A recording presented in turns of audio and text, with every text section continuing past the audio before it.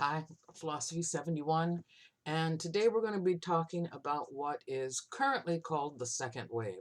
Although at the time, it wasn't known as the second wave yet. There was no idea that this third and fourth wave was going to happen. It was just simply called feminism, or women's liberation was a real popular term. And it's interesting because the term women's liberation or women's lib was descriptive in its name. Women were seeking liberation, and liberation from, well, oppression, sexism, misogyny, violence, all sorts of things that we've been talking about throughout the course. It's interesting that the term women's lib was used to mean people who were discussing this, but women's libers or liber was actually used as a negative term, a pejorative. People would say, "Oh, so you support women's rights? You're one of those libers. You're one of those, man-hating, angry lesbians." And of course, that's not what was happening. Just in the name women's liberation, it implies there is something that women need to be liberated from. So in the 1960s and 1970s, we had the development of many different forms of social protest. There was a lot of social unrest. Before I, no, I'll go ahead with that. There were groups that were forming that were supporting gay rights, Black rights, Hispanic rights, um, of course, women's rights. Not a lot of activity in terms of Asian rights, but there were these groups and a lot of splinter groups. Now, the focus of these groups, of course, were all very different.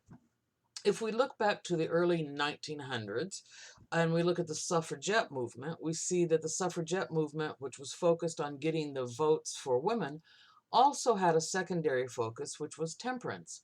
Temperance is, the move to ban alcohol. And we look at that and go, well, even then, the women's groups were splintered. And actually, there's a very strong connection between the rights of women and the ban on alcohol. One of the things that we know irrefutably is that there was, and still is, a very strong connection between alcohol use and abuse of women. So domestic violence, generally, as in like most of the time, had its foundation or its beginnings in alcohol use. So when women were fighting for the right to vote and fighting for the prohibition of alcohol, they weren't really split. They were both trying to improve the lives of women. They wanted to vote and they wanted to stop being abused by people who had been abusing alcohol or using alcohol. Now, women won the vote 1920, so a little over 100 years ago. And then they also won the fight for temperance, and prohibition was enacted. And it's kind of ironic, I guess, because as we look back and we say, oh yeah, prohibition, that time, and people talk about prohibition as a real negative, and they say, yeah, I mean, prohibition, people were still wanting to drink, so we had things like, speakeasies and stills. People were making their own alcohol, and bathtub gin and those kind of things. And we point to it and say, and it was the distribution of alcohol that helped get organized crime organized and become a huge syndicate. They were importing alcohol from Canada, or they were buying it or getting it from the moonshiners and distributing it. So yes, all of that happened. But what people fail to notice or fail to mention when they talk about prohibition is that the reports and the incidences of domestic violence dropped significantly during prohibition. So women had an improved life in to a certain extent during that time. Prohibition was repealed, And stats show that right after that, abuse to women, domestic violence increased to the level that it was at before um, prohibition. And we can see today that that is still going on, that most of the cases of domestic violence have some alcohol involved. Anyway, back to the 1960s and 70s. In the 60s and 70s, we did have all of these different groups. So groups formed, and there were, you know, not only new groups focused on specific subjects, but there were even subgroups, or what we might call splinter groups. So, for example, in the 70s, we had, the gay and lesbian rights movement was going strong, but then we had splinter groups like NAMBLA. NAMBLA was the National Association for Man-Boy Love, and they were supporting relationships, sexual relationships between men and minor boys, and they were trying to get rights for that under the heading of it being gay rights, and saying, look, it's, two gay men, it's just one of them happens to be a boy. And for the most part, the gay community said, no, that's an entirely different thing. And so they weren't appreciated, and their efforts were not,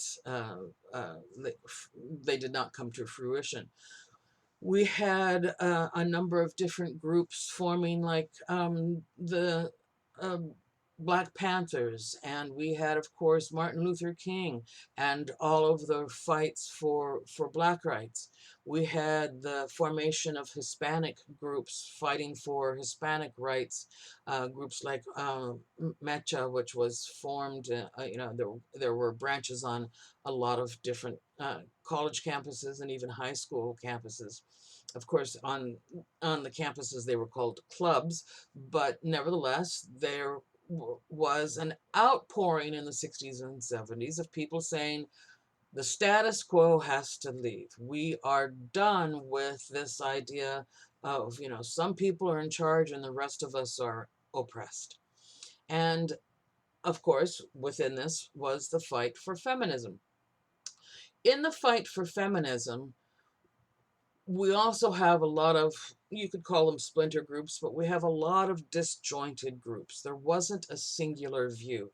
So it's almost like they are playing out what de Beauvoir was talking about when she said, the problem with women is that they have not banded together as a group of women.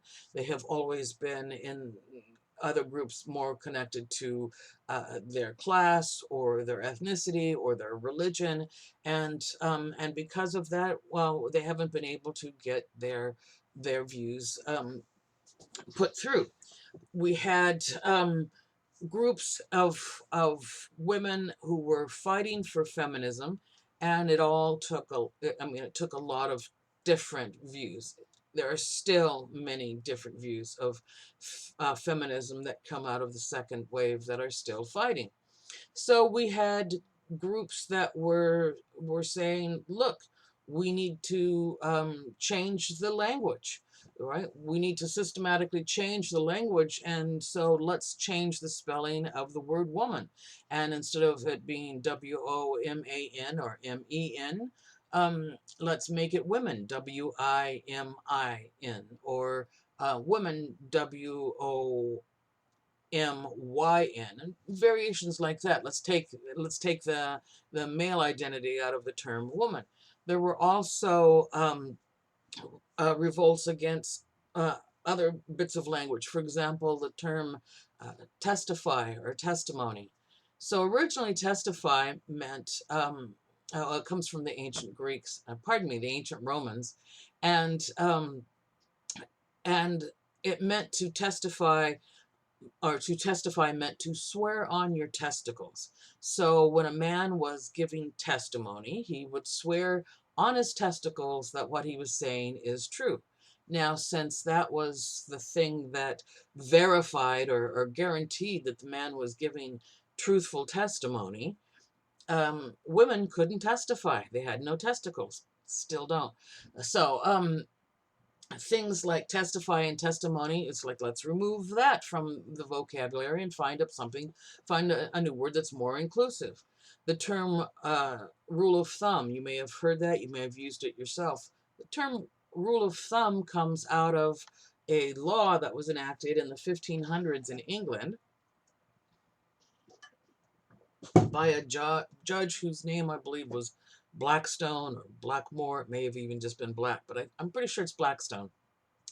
Anyway, he ruled in a case where a man had beaten his wife to death, that it was basically okay. He created the rule of thumb. And the rule of thumb says this: it's okay for a man to beat his wife with anything as long as it is smaller than the diameter of his thumb. It could be as long as there was no length requirement, but it couldn't be any bigger around than his thumb. So could it be a broomstick or you know, a branch, a piece of iron? Sure. And it was okay if he beat his wife according to the law of thumb, as long as it was smaller than the diameter of his thumb. So let's take that out of the vocabulary. We can say things like, well, as a general rule. But a lot of very specific things in terms of our language were brought about. And people were saying, the things that we say, the way that we say them, affects how we feel, how we treat other people. And so let's change some of that. For example, there's a term and they say, well, to be brutally honest. Why does it have to be brutal, right? Let's remove violence. You could say, let's be completely honest. Those kind of things. So that movement was, or those ideas were part of the feminist movement. There were, changes that were bringing about. There were large gatherings and protests where women burned their bras, and they said, "I will not, wear this. It's a symbol of male oppression, because it is the men who want our boobs pushed up here and want the cleavage, and I'm not going to wear this oppressive garment anymore."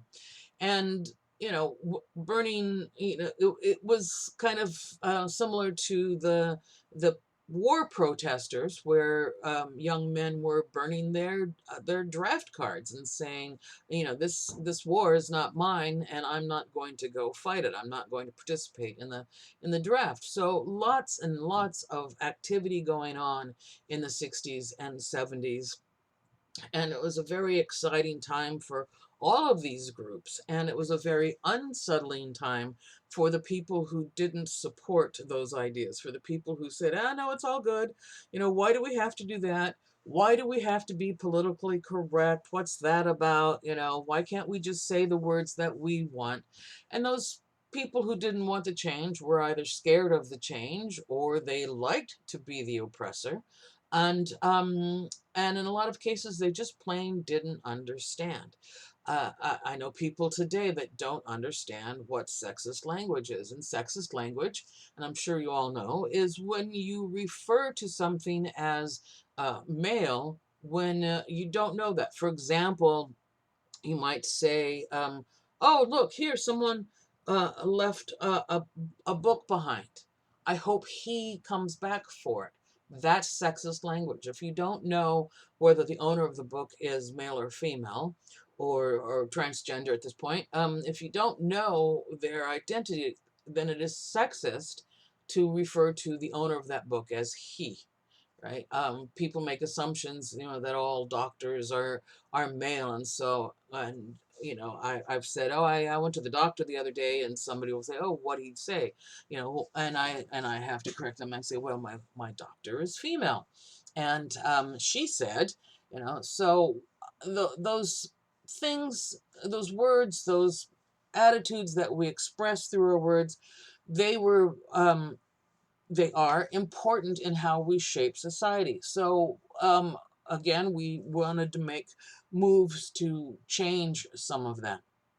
Now, as far as feminism itself, we saw that the primary thrust or the primary feminist movement was headed by females, essentially middle class white females. And that's how it had been back during the suffragette movement, of course. And there is a reason for it, or two reasons for it. One is that the middle class white woman was more likely to have time to devote to women's liberation.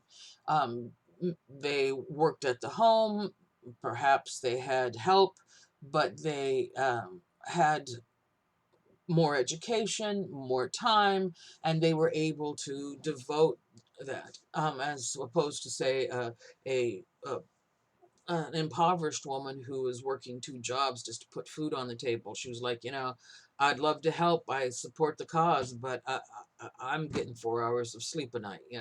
So um, we not only see that that's one cause, but the second cause was the idea that the people that we want to change are the ones in charge. And the ones in charge are middle class, higher class, white males.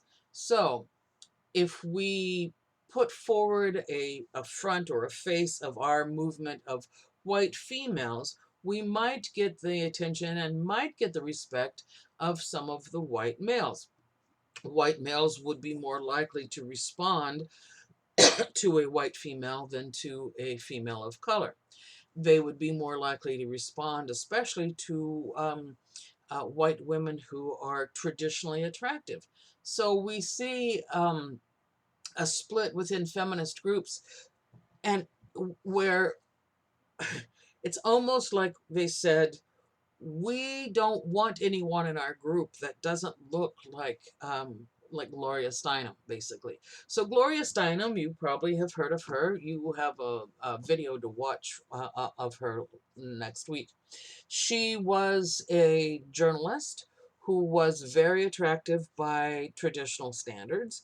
And one of her big breakthrough articles was she got a job as a Playboy bunny. And then she worked as a Playboy bunny, and then she wrote an expose on how the women are treated, not only by the employer, but by the customers, and what it was like to be a Playboy bunny. So she was and is a feminist, and she is still lecturing. She's written some great books, but she was also, as I said, traditionally beautiful. And so a lot of the feminists were saying, let's put her out front. Let's put her face as the one they look at, because we know that people respond better to what they view as attractive people than to people that they don't feel are as attractive. So that led to some splits within the various feminist groups. So feminist groups were saying, or we don't want women of color, right?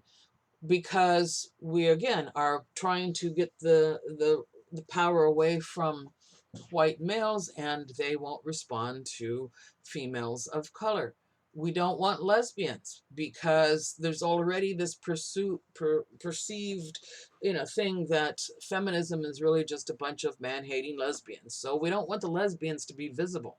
And they basically told lesbians, you can work in the background, you do all of this stuff in the background, but we don't want you as a visible group. And of course the lesbians were upset by that, because they said, look, we are women who love women. You would think feminism would be the number one item on our agenda, and here you are excluding us. And so lesbians formed their own feminist group, and and still participated in the more mainstream feminist groups.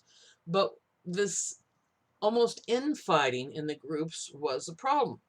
Then we had things like the attempt to pass the ERA. The ERA is the Equal Rights Amendment, and it's a constitutional amendment that gives equal rights to women, equal pay for equal jobs, right? It's just that simple. And that did not pass. It still has not passed. Pardon me. And part of it was because there was a strong backlash against it. Um, the the the the non, let's just call them non feminist group of people said women shouldn't be paid as much because they can't do the work. You know, they're not as good, so we pay them less. You also had movements by people like Phyllis Schlafly. Phyllis Schlafly was a woman who fought as a woman against the ERA.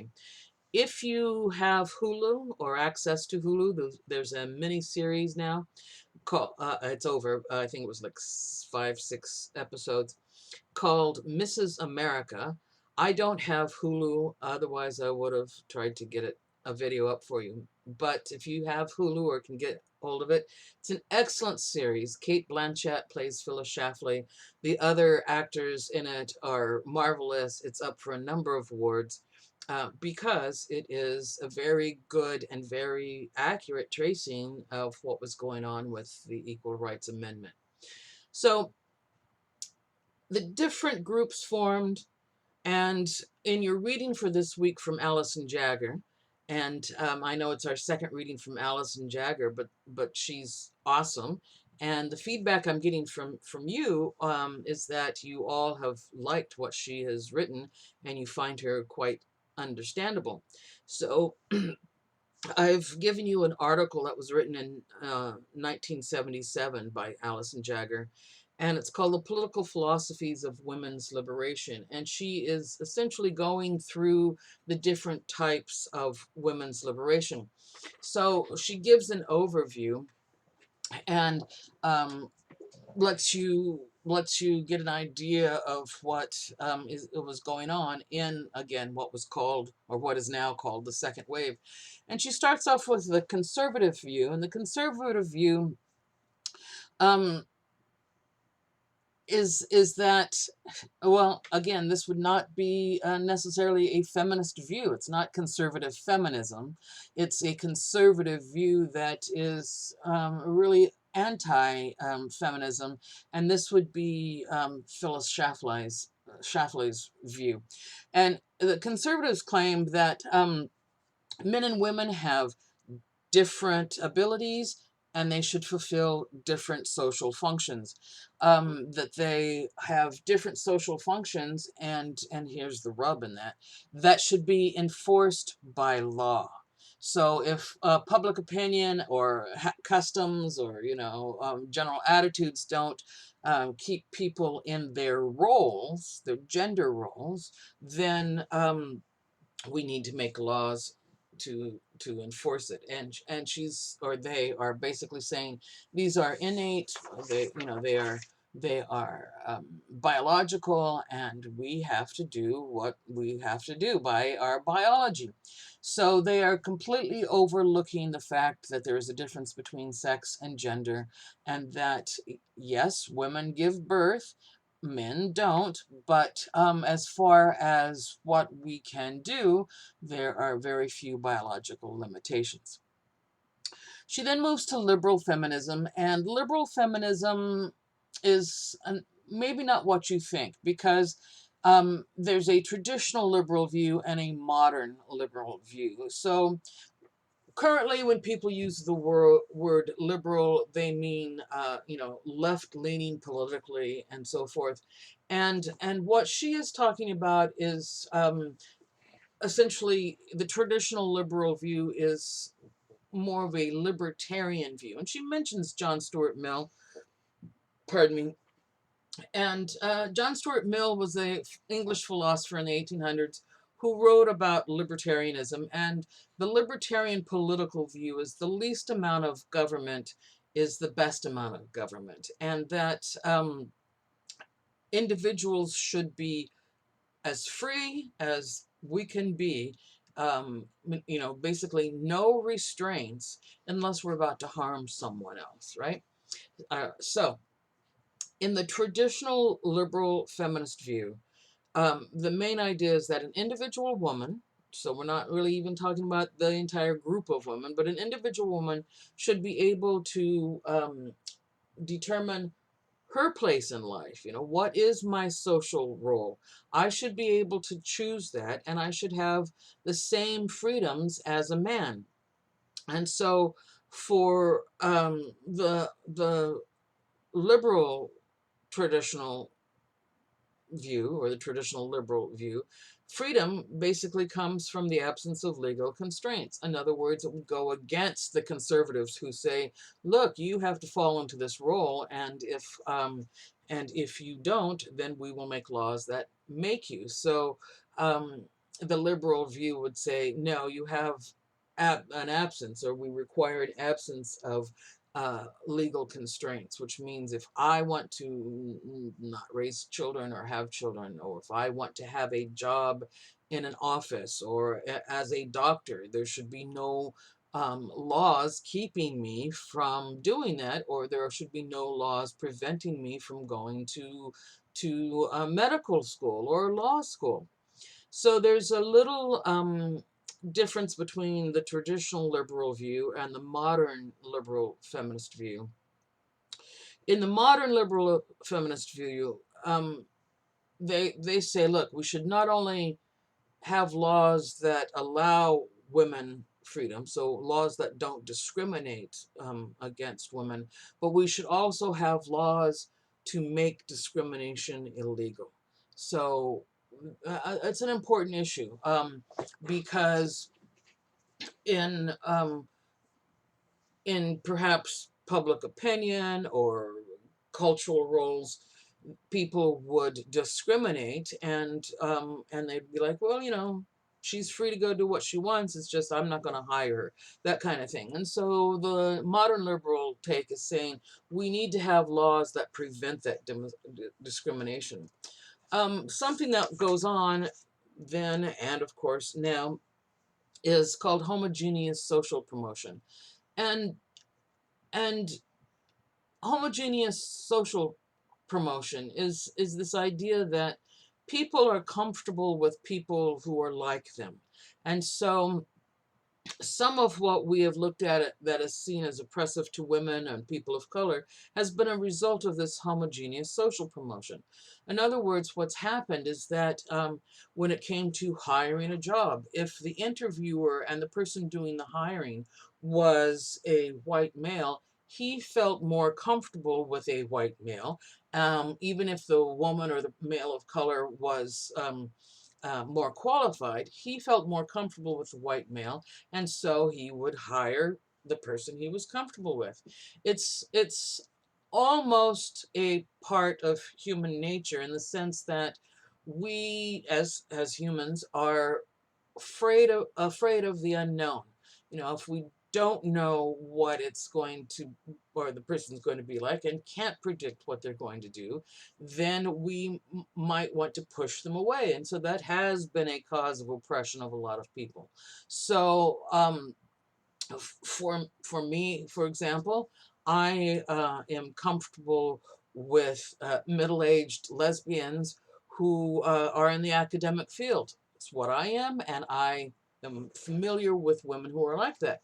But because I work at a college and have all of my students come from a very diverse group of people, I have become more and more and more comfortable with those people, and now I'm able to not have that kind of fear. So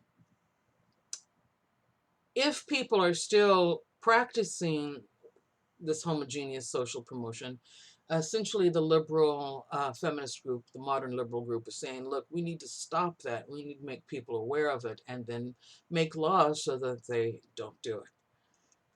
Then she moves on to classical Marxist feminism. So classical Marxist feminism makes women an oppressed class, and they are oppressed because of the, she says, and she's right here, possibly, or a direct result of the institution of private property.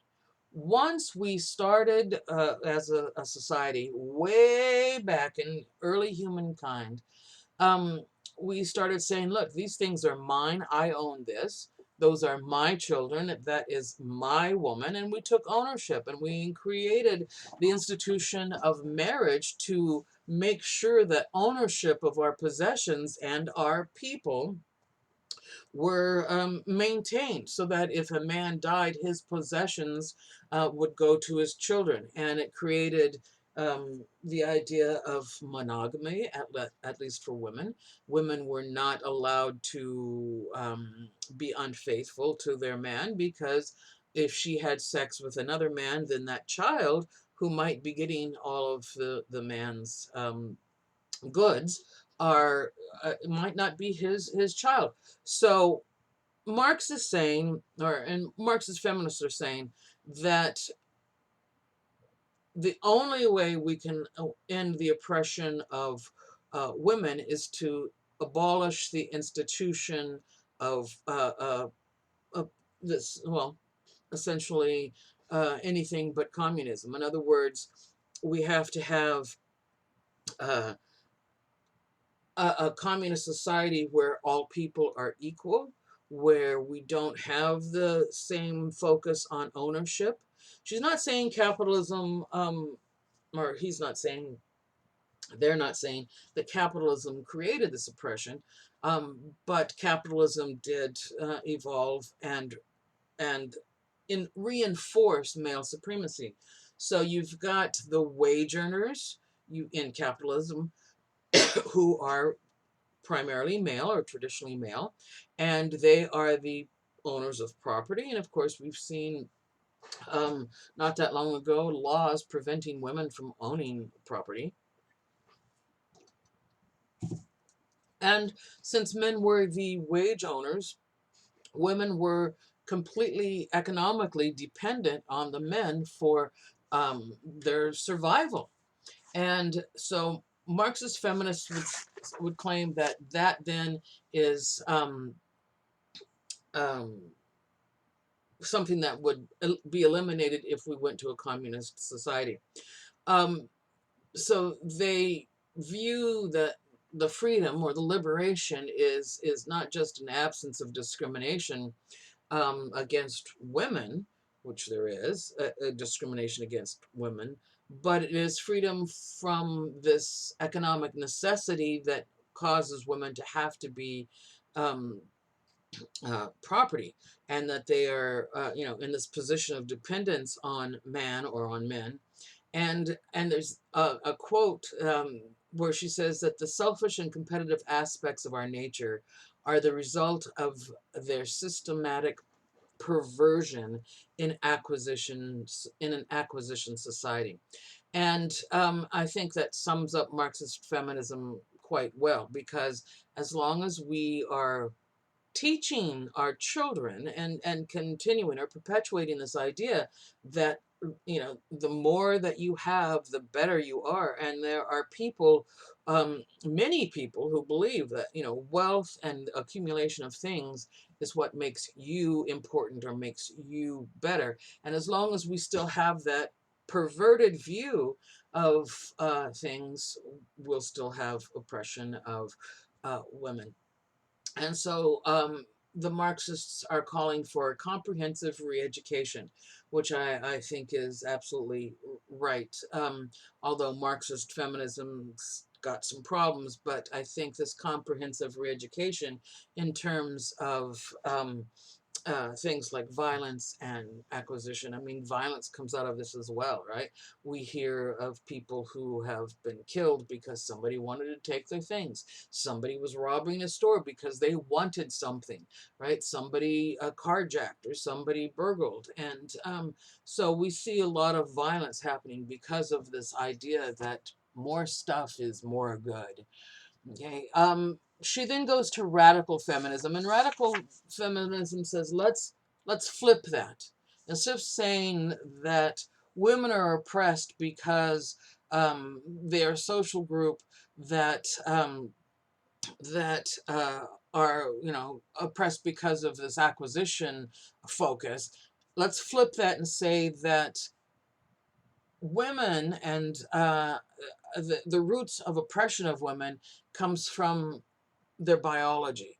Um, so they would claim that historically the most basic form of oppression comes from the male-female relationship, that women are weakened by childbirth and pregnancy, which creates them to have a dependence on their male partners. And so the radical feminist would say that the battles against capitalism and against racism are um, subsidiary to the more fundamental struggle of sexism. In other words, the labor division and the ideological division between men and women, stemming from biology, sets up this idea that because women are weakened during pregnancy and childbirth, and that men are superior because they are providing the sustenance and the food for the most part, that has become the idea of sexism. Okay, and that sexism led then to capitalism and racism and putting everybody in some sort of other group. And you know, this actually kind of fits in with what de Beauvoir was saying about the other, that man is the one and women are the other. So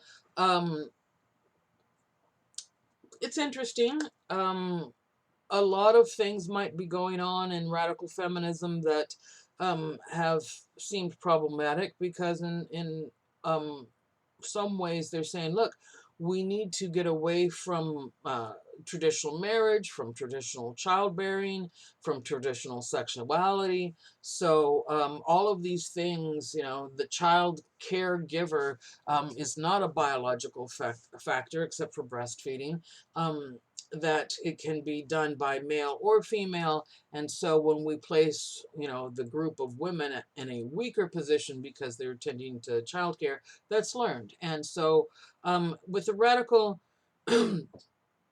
feminists, they get to a point where they're saying that technology will ultimately take care of this. We will have a system where uh, that childcare, jobs, all of that kind of stuff will be taken over by technology, and we won't have that same division.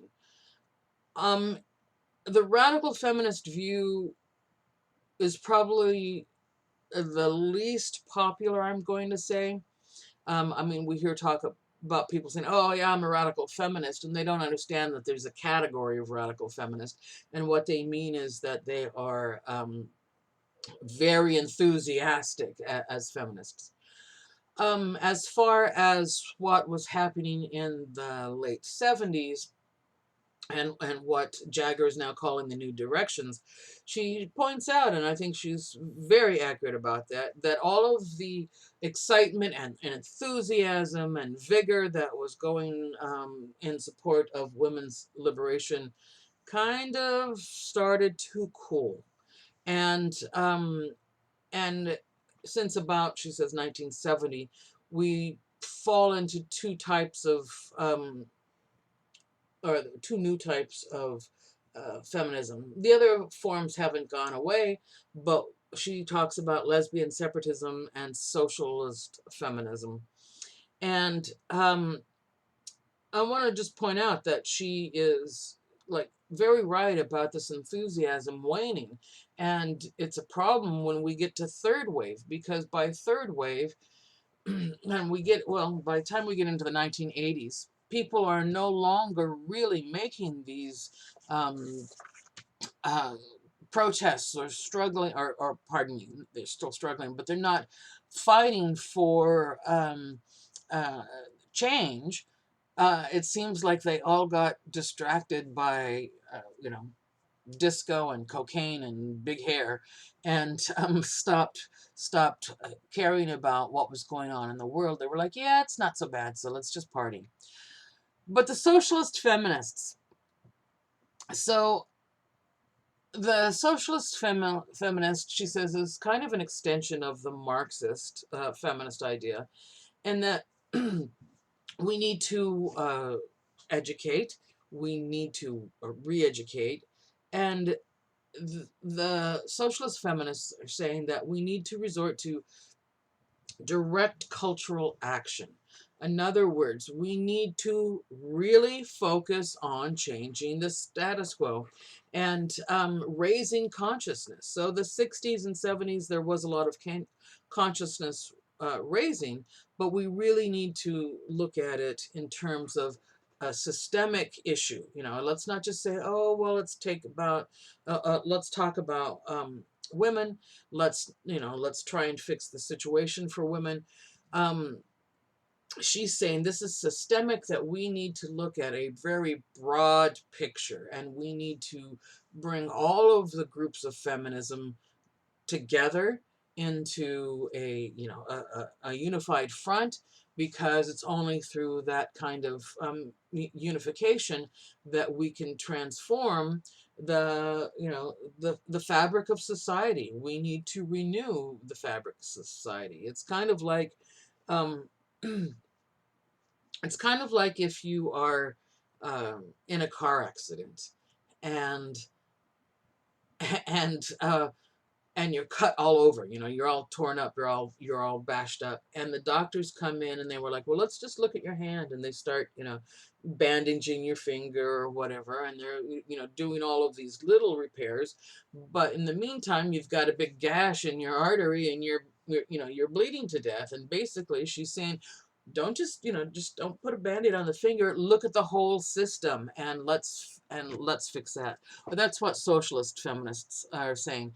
And Jagger identifies as a socialist feminist, so that would be her uh, her point of view.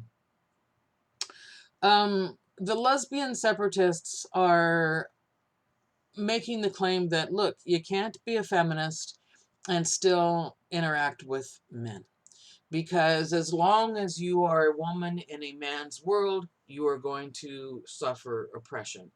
That there's always going to be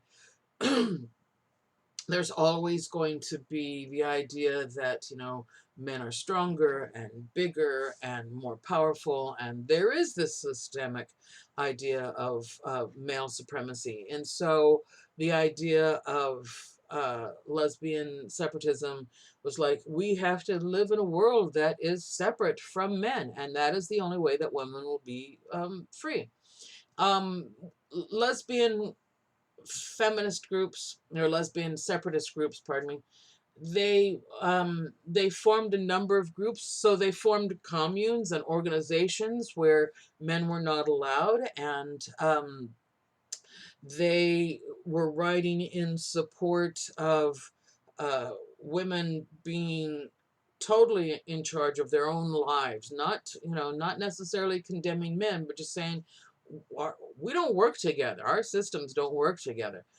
One of the things that had happened during some of the overall early days of feminism and the second wave was that there was a de-emphasis on sex. The mainstream feminist groups were saying, um, you know, we're not going to be women's sex objects anymore. We're not going to be men's, sex objects anymore. And there was even publication of a paper called, not a paper, but a magazine called Off Our Backs. And it was about, we're not going to lie on our backs and get fucked anymore. We're going to fight. And one of the things that is a problem is, the sexual relationship between men and women. So in the later 70s, and with some of the lesbian separatist groups, there was publication of a magazine called On Our Backs, and they became what we would call sex positive. In other words, they were celebrating sex and, of course, lesbian sex. And they were saying, look, you know, feminists are going around and lesbians are going around saying, you know, sex, oh, no, that's just, you know, but sex is good. So, you know, let's reclaim the pleasure and the connection that comes through sex. And we have to just recognize, or we are recognizing, that men aren't necessary for that. So, lots of different groups and lots of different groups still existing. We move into the third wave, and for the third wave and fourth wave, we've got some, I'm going to say, disappointing changes. Jagger, at the end of her article, says, we need for the so-called philosophy of man to be transformed into a comprehensive philosophy of women and men and their social relations. And so as a socialist feminist, she would say, look, we need to make this good for everyone. And I think she's right there. We need to have some sort of comprehensive plan that will make it, you know, equal in the core values of, you know, socially, politically, and economically, but also in all of our opportunities and in terms of our um, jobs and what is seen as, you know, domestic work belonging to women. And, you know, and it's funny because you occasionally will run into a man who is a feminist, and he says, oh yeah, you know, um, I'm a feminist. I help around the house. Help who? You're helping someone that is supposed to do it, and you're the helper. How about being the domestic worker in the house, right? Not the helper, because that's still implying that women should be the cook and the cleaning and so forth. Anyway, I've been talking for 45 minutes here. I think that kind of wraps up 60s and 70s. There are many good authors that published. You have people like Mary Daly, Audre Lorde, um, Alison Jagger, of course, who was still writing, um, Andrea Dworkin. So many that I'm losing my thoughts here, my memory on them. Bell Hooks, of course, who we will talk about next week. And so I think that's it for this week. Make sure you get the reading done, and I will see you next time.